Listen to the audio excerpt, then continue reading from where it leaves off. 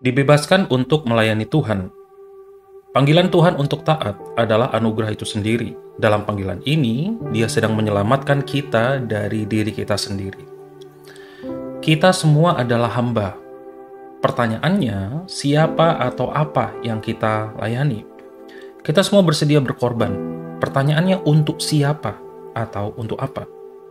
Kita semua mengikuti aturan tertentu. Pertanyaannya, aturan siapa dan untuk tujuan apa?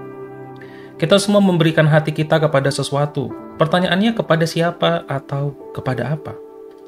Kita tidak diciptakan untuk hidup bebas, dalam arti hidup yang mandiri dan bergantung pada diri sendiri. Tuhan menciptakan kita untuk terhubung dengan sesuatu yang jauh lebih besar daripada diri kita sendiri.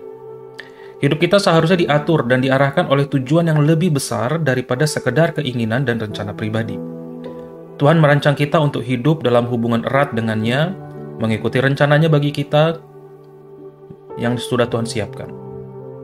Ketika kita menolak Tuhan, kita tidak benar-benar menjadi bebas. Sebaliknya, kita hanya menggantikan Tuhan dengan sesuatu atau seseorang yang lain.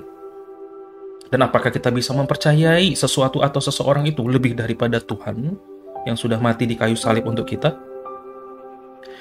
Karena itu, dalam kasih karunia-Nya, Tuhan tidak membiarkan kita bebas tanpa arah.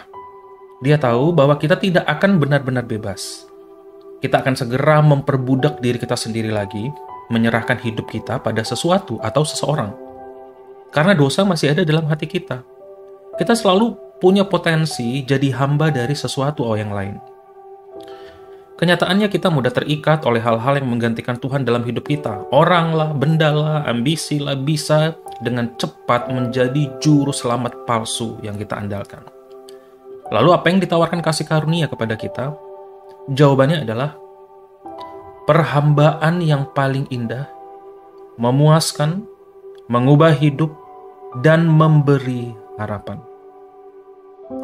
Tuhan yang adalah kasih, kebijaksanaan, belas kasihan, punya kuasa sejati menjadikan kita hambanya. Dia satu-satunya yang bisa memberikan kehidupan yang sejati, menarik hati kita untuk taat kepadanya. Pemerintahannya atas setiap bagian hidup kita bukanlah beban yang menekan, tetapi anugerah yang memberi kehidupan. Dia membebaskan kita dari perbudakan terhadap kebohongan yang tidak bisa menyelamatkan. Dia menyelamatkan kita dari melayani hal-hal yang tidak bisa memberikan kehidupan sejati.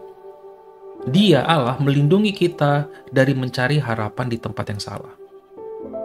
Adalah benar bahwa panggilan Tuhan untuk taat adalah alat kasih karunia-Nya yang menyelamatkan.